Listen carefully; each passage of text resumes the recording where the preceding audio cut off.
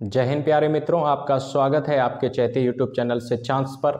आज मैं गणित विषय में एक अहम टॉपिक यानी कि बेन हाइले के सिद्धांत के बारे में आप लोगों को मैं अवगत कराने का प्रयास करूंगा।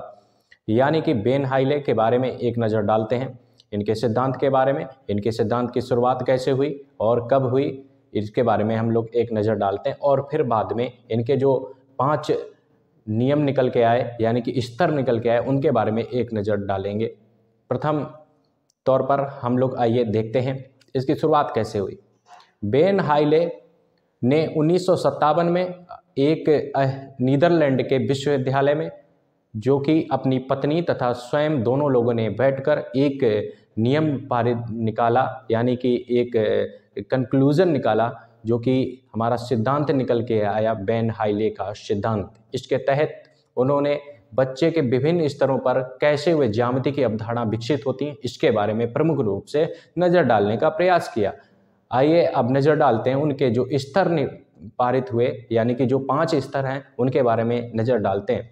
यानी कि प्रथम स्तर पर प्रत्योक्षकरण यानी प्रत्यक्षीकरण के जो कि है, इसके बारे में हम लोग जाने क्या होता है।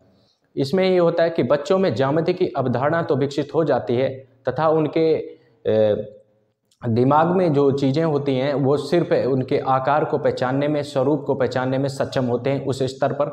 यानी कि ये स्तर प्राथमिक स्तर पर बच्चों में यह स्तर होता है।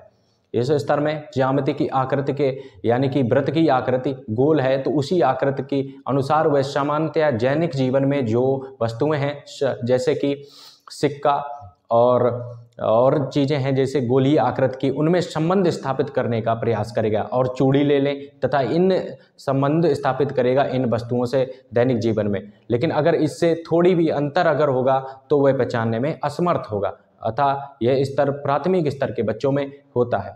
द्वितीय स्तर जो कि उन्होंने बताया है विश्लेषण। विश्लेषण में क्या होता है कि बच्चों में इसके गुणों के बारे में विकास हो जाता है, यानी कि इनके दिमाग में जो वृत्त होता है उसके गुण के बारे में बता सकते हैं। गुण के बारे में ऐसे कि वृत्त एक गोलीय आकार की आकृति, बंद आकार की आकृति होती है तथा उसमें कोई कोना नहीं होता। ऐसे विचार गुण उनके दिमाग में विकसित होते हैं।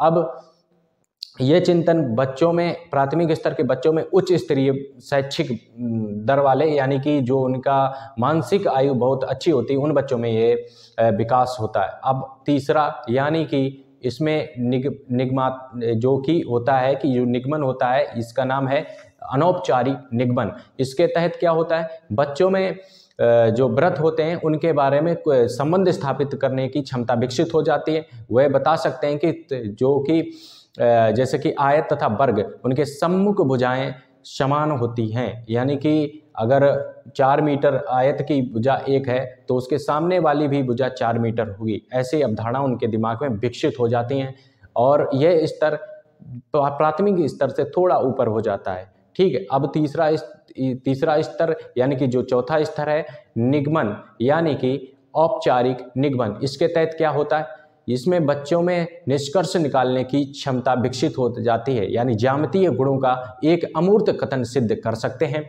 इसके तहत वे उदाहरण के द्वारा सिद्ध कर सकते हैं कि वर्ग एक आयत है लेकिन एक आयत वर्ग नहीं है।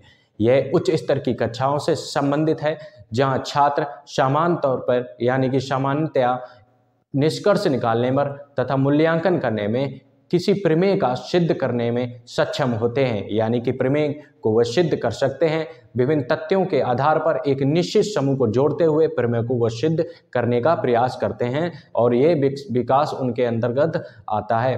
अब आखिरी जो होता है स्तर, यानी कि जो 5वां स्तर होता है वह दृढ़ता कठोर स्तर होता है। इसमें क्या होता है, बच्चों में ज्यामितीय शिक्षा का अंतिम स्तर यानी उच्च माध्यमिक और विश्वविद्यालय स्तर की कक्षाओं से संबंधित है। छात्र विभिन्न ज्यामितीय परिणामों की तुलना करने में सक्षम होते हैं। उदाहरण के लिए एक त्रिभुज के तीनों कोणों का योग 180 डिग्री है। इसकी तुलना त्रिभुज से संबंधित अन्य गुणों या परिणामों, त्रिभुज के बाहरी तथा आंतरिक कोणों के खोजने के लिए, यानी कि इनको खोजने के लिए वो सक्षम होते हैं ताकि ज्यामिति की समस्याओं को हल कर सकें। यानी कि ये बता सकते हैं कि अगर त्रिभुज के आंतरिक कोणों का मान 180 है तो उनके बाह्य कोणों का मान 360 होगा। ये सारी चीज़ें वो सिद्ध कर सकते हैं, बता सकते हैं, उनमें ये काबिलियत होती है, ये उनमें रुतबा होता है कि वो ये चीज़ों को कैसे सेटल करें, वो चीज़ें बता सकते हैं इस स्तर के बच्चे।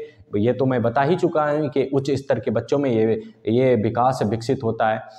अतः ये सिद्ध होता है कि वेन हाइले के सिद्धांत में जो कि प्रमुख रूप से ये बच्चों में ज्यामिति तथा अवधारणाओं के विषय में जानने के लिए विकसित किया गया था। इससे क्या होता है कि जो टीचर होते हैं, जो अध्यापक होते हैं, शिक्षक होते हैं, उनमें एक चीज़ का विकास होता है जिससे कि वो जान सकते हैं कि बच्चों में किस स्तर पर, किस आयु में कैसे विकास हो रहा है ज्यामिति का। वैसे तो गणित सिर्फ वरन उपयोग सिर्फ इसलिए नहीं है कि जैसे कि संख्याओं का, मानों का, अवधारणाओं का, इस गणित में ज्यामितीय आकार स्वरूप का भी ज्ञान होता है। और इसी के तहत हमारा ये विषय यहीं समाप्त होता है। मैं नेक्स्ट टॉपिक को कुछ अच्छा टॉपिक लेकर आऊँगा। जुड़े रहें, मुस्कुराते रहें हमारे चैनल से। आप लोग का सहयोग हमारे चैनल पर, आपके सहयोग का मैं बहुत आभारी हूँ। खुश रहें, खुशहाल रहें और पेड़ पौधे लगाएं, सभी को खुश रखें।